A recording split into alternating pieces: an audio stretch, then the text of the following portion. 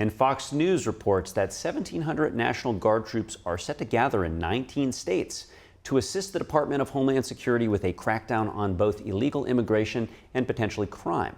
Now, that's based on documents obtained by the network. On Friday, President Trump suggested the federal presence in D.C. could be expanded to cities like Chicago and New York. Joining us to discuss is Cooper Smith. He's Director of Homeland Security and Immigration with the American First Policy Institute. Cooper, thanks for joining us this Monday morning. What are you hearing about the efforts to place National Guard resources in crime-heavy cities? Well, I think it's a fantastic move, and I would imagine that the Trump administration views Washington, D.C., as well as Los Angeles earlier this year with the riots that happened there with, increased immigration enforcement. I think D.C. was the model. So they've seen drops in assaults, in aggravated crimes, in carjackings, in murders. So I think they're going to expand that to other states, and other states are willing to go along with this mission. And I think that's a wonderful thing. Now, Cooper, where will the battle lines be drawn legally, as he will surely face opposition? Sure. He's, of course, going to face opposition on anything related to immigration enforcement. This has happened this term. This happened in the prior term. But they're very careful. The Pentagon has said that they are training these soldiers for a specific reason. They're under what's called Title 32 authority, which gives them the legal right to help with operational and logistical support. Look, even President Biden did this back in 2023 during the height of his sort of border crisis. So it's not unusual for a president of any party to use National Guard or military assets for a particular reason, as long as they're not doing actual law enforcement, arresting people. I think they're on firm legal ground. Now, speaking on that, President Trump seems to pick his battles intentionally, and as you said, being on firm legal ground. Of course, no one can be pro-crime, right? And so the administration points to this dramatic improvement in safety in D.C. What talking points will his opponents raise in opposing, this effort to do this across more cities? Sure. I think his opponents will probably say the only thing that I've heard them say in regards to Washington, D.C. is that crime has already gone down, so therefore we don't need an increased federal presence. But of course, crime is coming down from a historic high that many large cities in America experienced during COVID and the years that followed.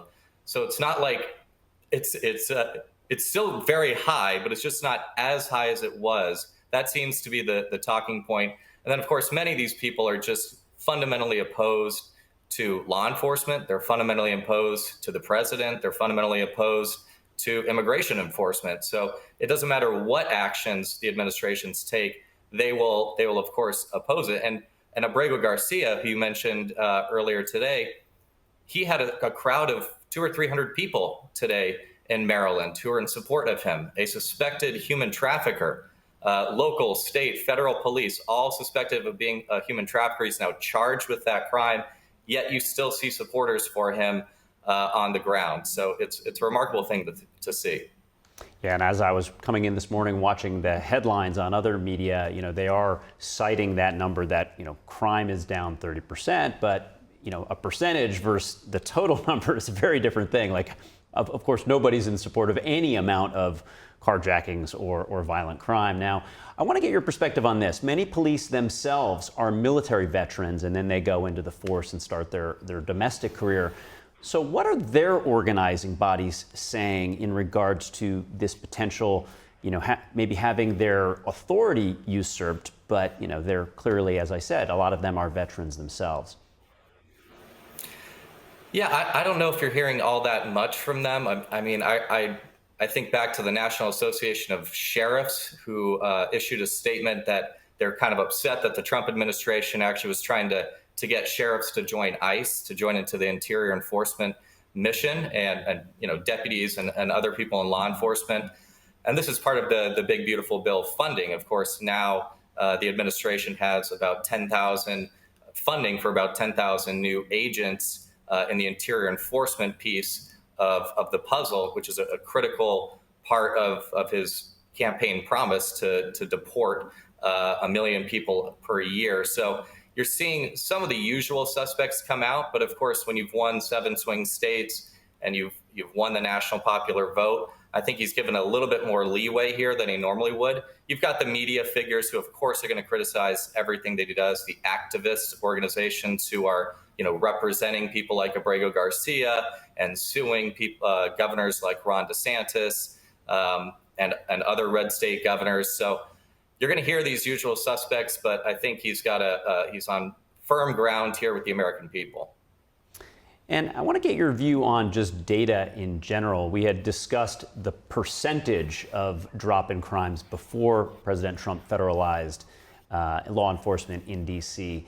But he was actually accusing the DCPD of actually not representing crimes as they were, with some anecdotal police quotes saying that they were told, to lessen a crime that they were called in to, investigate or offer support on.